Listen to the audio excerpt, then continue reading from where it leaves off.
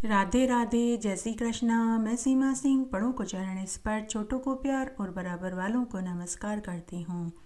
आज मैं आपको भादवा मास की अमावस्या की कहानी सुनाने जा रही हूँ।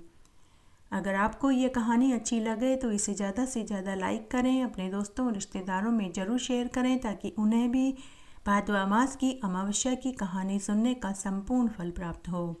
और हमेशा की तरह आपसे एक करुण रिक्वेस्ट है कि अगर अभी तक आपने मेरे चैनल को सब्सक्राइब नहीं किया है तो कृपया मेरे चैनल को सब्सक्राइब करें ताकि मेरा आगे आने वाला वीडियो सबसे पहले आपको मिले। धन्यवाद। आइए अब हम भादवा मास की अमावस्या की कहानी सुनते हैं। एक बार बहुत छोटा सा नगर था। वह नगर सरयू नदी के तट पर स्थित था। उस नगर में एक सुमंतु नाम का ब्राह्मण अपनी गुणवती, पतिव्रता, धार्मिक धर्म कर्म में, पूजा पाठ में लीन रहने वाली स्त्री के साथ रहता था। उसकी पत्नी का नाम सुशीला था। उनके विवाह को कई बरस हो चुके थे, लेकिन उन्हें एक पुत्र का सुख भी नसीब नहीं हुआ। तब एक दिन संध्या के समय सुमंतु ब्राह्मण अपनी पत्नी से बोला कि हे कल्याणी, मैं बड़ा ही अभागा पुरुष हूँ। मेरे पितर परलोक में मुझे कोसते होंगे कि मैंने एक पुत्र को भी जन्म नहीं दिया। बिना पुत्र के यह लोक और परलोक दोनों में सुख नहीं मिलता। हे भद्रे, मेरी वजह से तुम्हें भी पुत्रवती होने का सुख नहीं मिला है। हे कल्याणी, मेरे मरने के बाद कौन मेरा उत्तराधिकारी होगा? कौन मुझे और मेरे पितरों का पिंडदान देगा? कौन मेरा और मेरे पितरों का श्राद्ध कर्म करेगा? और मेरे मरने पर कौन मुझे कंधा देगा?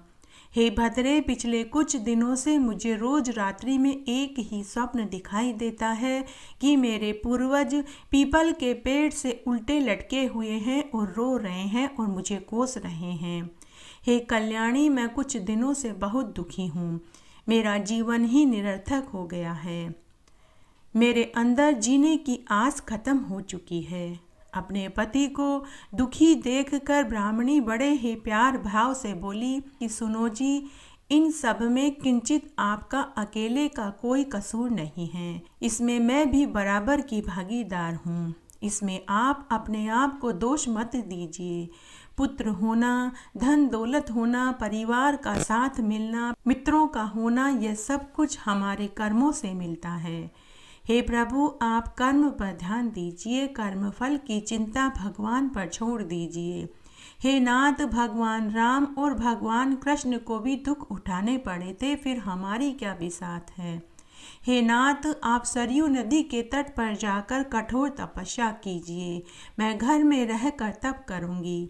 एक न एक दिन हमें फल भी मिलेगा। तब सुमंतु ब्राह्मण ने ऐसा ही किया। उसने सरयू नदी के तट पर जाकर कठोर तपस्या करी। उसने अन्न जल त्याग दिया। सिर्फ वायु पीकर ही वह कठोर तप करने लगा। घर पर उसकी स्त्री भी अन्न जल को त्याग कर पानी के होद में खड़े रहकर तपस्या करने लगी। तब सुमंतु ब्राह्मण और उसकी पत्नी की तपस्या से अमावस्या माता प्रसन्न हुई और वह ब्राह्मण से बोली कि हे ब्राह्मण, मैं तेरी पूजा पाठ और तप से प्रसन्न हुई। तू कोई वर मांग ले। तब ब्राह्मण ने पुत्र का वरदान मांगा। तब अमावस्या माता ने कहा कि हे पुत्र, तेरे इस जन्म में तुझे औलाद का सुख ब्रह्मा जी ने लिखा ही नहीं है, लेकिन मैं तुझे 2 पुत्रियां होने का वरदान देती हूँ। हे ब्राह्मण, तेरे 2 पुत्रियां होगी। तू अपनी उन पुत्रियों का नाम अमावस्या और पूनम रखना और तुम दोनों पति पत्नी हर महीने की अमावस्या का व्रत करना और 1 कटोरा चावल किसी ब्राह्मण को या किसी मंदिर में दान देना। तेरी सभी मनोकामनाएं पूरी हो जाएगी। तब ब्राह्मण पति पत्नी ने ऐसा ही किया। वे हर महीने की अमावस्या का व्रत करने लगे, बड़ पीपल की पूजा करने लगे और 1 कटोरा चावल मंदिर में दान देने लगे, जिससे कुछ ही महीनों में ब्राह्मणी को गर्भ ठहर गया और उसे 2 पुत्रियां पैदा हुई। दोनों ब्राह्मण दंपति पुत्रियों को पाकर बहुत खुश हुए और मनी मन सोचने लगे कि चलो उनके ऊपर बांझपन का लगा दोष तो दूर हो गया। तब उन्होंने बड़ी पुत्री का नाम अमावस और छोटी का नाम पूर्णिमा रखा। इस तरह समय बीतने लगा। जब ब्राह्मण की पुत्रियां विवाह लायक हुई तो ब्राह्मण ने उनका धूमधाम से विवाह कर दिया। विवाह के बाद अमावस्या अपने परिवार में सुखपूर्वक जीवन बिताने लगी, जबकि पूर्णिमा का विवाह गरीब घर में हुआ तो उसे अनेक कष्टों का सामना करना पड़ा। जब पूर्णिमा की बड़ी बहन अमावस्या को पता चला कि उसकी छोटी बहन बहुत गरीबी में जीवन यापन कर रही है, तो वह खूब सारा धन लेकर अपनी छोटी बहन पूर्णिमा के घर गई। तब अमावस्या ने पूर्णिमा से कहा कि बहन, मैं हर महीने की अमावस्या व पूर्णिमा का व्रत करती हूँ।